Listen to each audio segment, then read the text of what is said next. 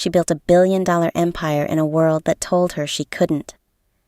She survived boardrooms that tried to bury her, markets that tried to break her, and rivals who spent decades waiting for her to fall. She outlasted every single one of them. And then she fell in love with a man 30 years younger than her who made $50,000 a year taking photographs. And somehow, that was the thing that almost destroyed her. Welcome to Corporate Chaos Scandals, the place for the most shocking and unbelievable workplace confession stories.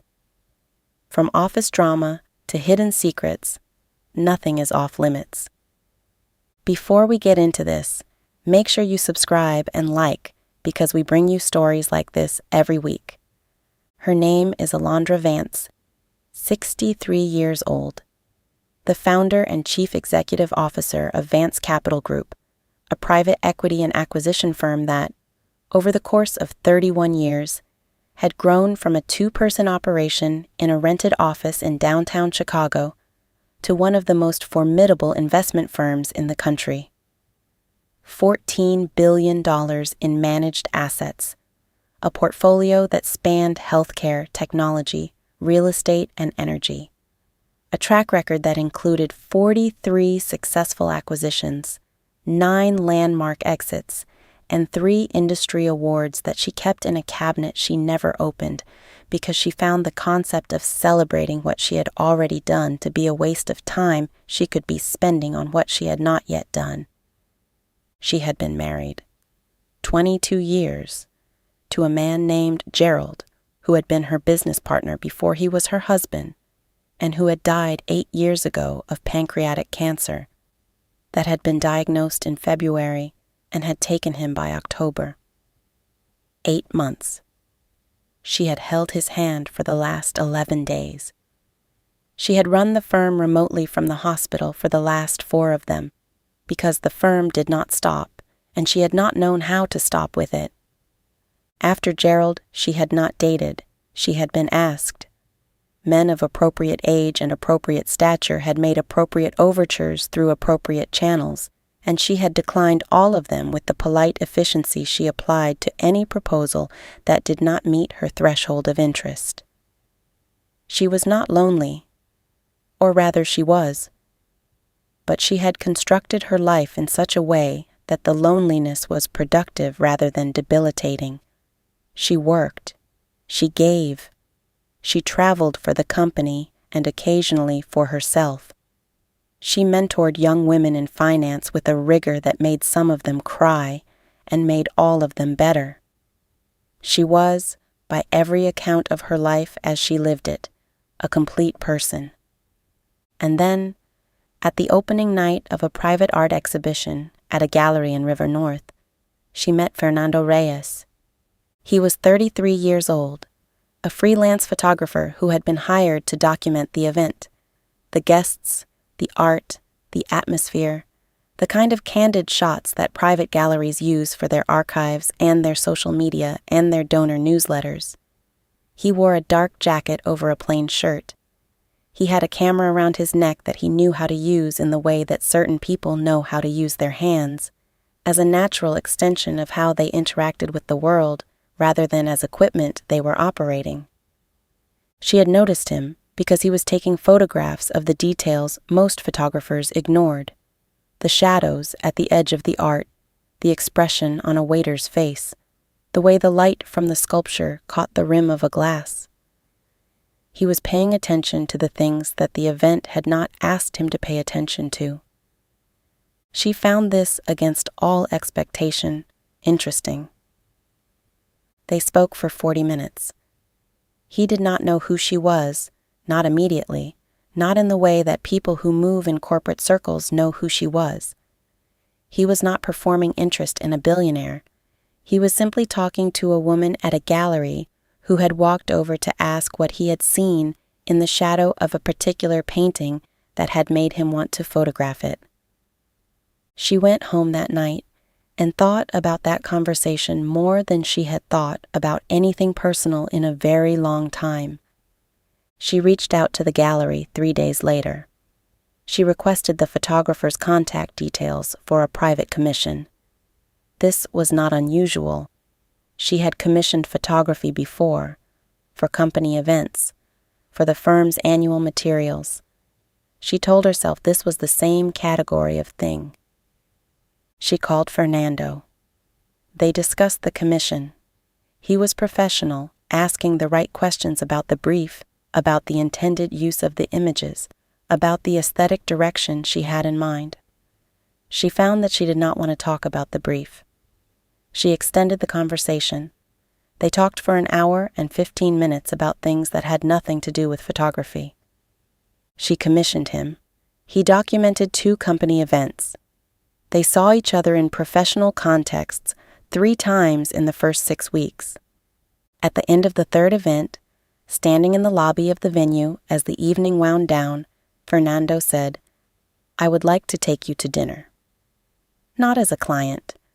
As a person I find genuinely interesting, if that is something you would consider." She looked at him. She was 63 years old. He was 33. She had been a widow for 8 years. He was offering dinner as a person, not as a photographer, and his expression was clear and direct, and without the particular calculated quality that she had learned, over decades in business, to identify within seconds. She said, "Thursday." He said, "Thursday." The dinner was at a restaurant she chose, a small, excellent place she liked and trusted, where she was known well enough to have privacy if she needed it. They were there for 3 hours.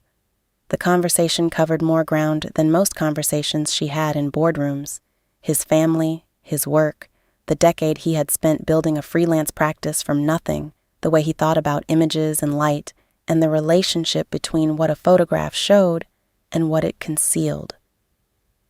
Her family, her father's influence on her understanding of capital and risk, the 18 months she had spent in the early years of Vance Capital, eating 1 meal a day because the cash flow didn't allow for 2. He listened in a way she had forgotten people could listen, not waiting to speak, not formulating his response while she was still talking, but actually receiving what she said and responding to the specific thing she had offered, rather than the general territory of it. She drove home alone and sat in her kitchen for 20 minutes before she went to bed, aware of something she had not felt in a long time. Not excitement, exactly. Something quieter and more unsettling. The sense that a door she had closed was not, it turned out, locked. They began to see each other. Quietly, at first. Dinners. A gallery she wanted to see. A Sunday afternoon in the city that started as a walk and lasted 8 hours. The pace of it was careful, not strategically careful, but naturally careful, the way things move between people who are both, in their different ways, serious. 3 months in, she invited him to a company gala, a formal event, the kind that required black tie and a card at each seat, and the performance of industry confidence that she had been giving for 30 years. Fernando said yes. He wore a suit that he had bought for the occasion, and that fit him well, and that he wore with the easy comfort of a man who is not uncomfortable in his own skin, regardless of the setting. They arrived together. By the following morning, every senior partner at Vance Capital Group knew. The reaction in the firm was not uniform, and it was not immediate, and it was therefore, in Alandre's estimation, more dangerous than either uniformity or immediacy would have been. A uniform reaction she could address directly. An immediate reaction she could absorb and allow to dissipate.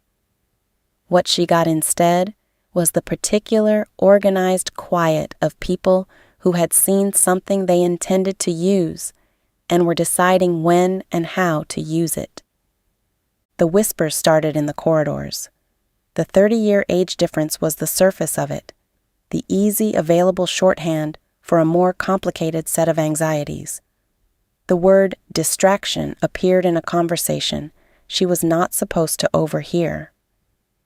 The phrase loss of judgment appeared in a memo she was not supposed to see that had been distributed among 3 senior partners who should have known that nothing at Vance Capital Group circulated without eventually reaching her. The 3 senior partners in question were men she had worked with for between 8 and 15 years, men she had made wealthy, men who had been, throughout those years, deferential in the specific way that people are deferential to power, warmly, professionally, in a manner that was always understood to be conditional on the power remaining unquestioned. The condition, they had decided, was no longer being met. The man at the center of the boardroom resistance was a senior partner named Charles Whitfield, 58 years old, impeccably credentialed, genuinely capable, and possessed of the specific ambition of a man who had spent 15 years believing that one day, if Alandre stepped back or stepped down, he would be the natural successor. He had never said this to her directly. He had never needed to. She had always known. Charles had begun, in the weeks after the gala, to convene small meetings that were not on the official schedule. Not secret. If they had been secret, they would have been discoverable and actionable. Simply informal. The kind of conversations that senior partners in any firm have about direction and priorities and the general health of leadership. Nothing that could be pointed at, nothing that could be named. He had also, Alandre discovered through the particular network of trust she had built over 30 years, begun to make calls. To board members, to certain institutional investors. Nothing inflammatory, simply the planting of a question about focus, about whether the personal life of the CEO was becoming a factor in the firm's strategic decision-making. The question had no factual basis. The firm's performance in the months since Fernando had entered her life had been as strong as it had been in any comparable period. The decisions she was making were as rigorous, as well-researched, as consequential as they had always been. She was not distracted. She was, if anything, operating with a quality of presence she had not had in years. The particular groundedness of a person who has, outside of work, something that matters. Charles was not attacking her performance. He was attacking the perception of her performance. And he was doing it in the specific way that undermines powerful people, not with a frontal assault that can be defended against, but with the quiet, repeated introduction of doubt into rooms she was not in. She had seen this tactic used before. She had never had it used against her. She found it instructive. Fernando noticed the change in her before she named it to him. He noticed it the way he noticed things. Not loudly, not through direct questioning, but through the particular attention he paid to what was actually present rather than what was being performed. One evening, at her apartment, he said, "Something is happening at work that you haven't told me about." She considered deflecting. She had spent 30 years being very good at deflection. She was aware, however, that deflection was exactly the quality that had made some of her previous relationships, professional and personal, calcify in ways she had not wanted. She told him. He listened to everything, the gala, the whispers, Charles, the board calls, the memo, the full picture of what was being built against her in the building she had founded. He was quiet for a while. Then he said, "What are you going to do about it?" She said, "I am going to make it irrelevant." He said, "By doing what?" She said, "By being better than they expect me to be, by giving them nothing to use. And then, when they have nothing, by making very clear what the cost of this kind of behavior is in my firm." Fernando said, That's a long game. She said, I have been playing a long game since before you were born. He smiled. She smiled, and the weight of the thing was still there, but it was shared, which made it different. The board meeting at which Alandre chose to address the situation directly was on a Thursday in November. She had prepared for 3 weeks, not because she needed 3 weeks to make her case. Her case was straightforward, and her position was unassailable, but because she wanted every element of her preparation to be so complete, so documented, and so available for the record that nothing Charles or anyone aligned with him had introduced into the conversation could survive contact with the facts. She presented the firm's performance metrics for the preceding 6 months. Every major decision, its basis, its outcome, every investment thesis, verified, every acquisition assessment, documented, the return performance against benchmark, the pipeline, the institutional relationships, all of it clean, all of it exceptional. She said, I am aware that questions have been raised in certain conversations about my focus and my judgment. I want to address those questions directly. She paused. She said, the suggestion that my personal life has impaired my professional judgment is not supported by a single data point in this presentation or in any aspect of this firm's recent record. What it is supported by is the assumption, an assumption I recognize, an assumption I have been fighting my entire career, that a woman of a certain age making a personal choice that someone else finds unexpected must therefore be making a professional error. That assumption is wrong. It has always been wrong, and it will not be tolerated in this firm going forward. She looked at Charles directly. She said, the firm I built does not run on the opinions of people who are not paying attention to the numbers. If anyone at this table has a professional concern about the firm's direction, I am here every day. Bring it to me, on the record. With data, nobody spoke. The meeting moved to the next agenda item. Charles Whitfield tendered his resignation 8 weeks later. He cited a desire to pursue new opportunities. The statement was prepared, as it happened, by the same communications team that served the firm. Alandre reviewed it before it was released. She changed nothing. Fernando did not move into her apartment. They discussed it twice. The second discussion was more honest than the first. He told her that the version of himself that existed inside her world, the private jets, the galas, the apartment with a view that cost more per month than his annual income, was not the version of himself he wanted to be his primary context. He loved her. He was certain of that. He was also, with the honesty she had valued from the first conversation, certain that he needed to remain himself in order to be any use to either of them. She understood this better than most people would have. She had spent 3 decades maintaining the distinction between the person she was and the performance her position required. She knew what it cost to lose that distinction. She was not going to ask him to lose it. They built something different. Not the conventional architecture of a relationship at their income differential. Something with more considered structure.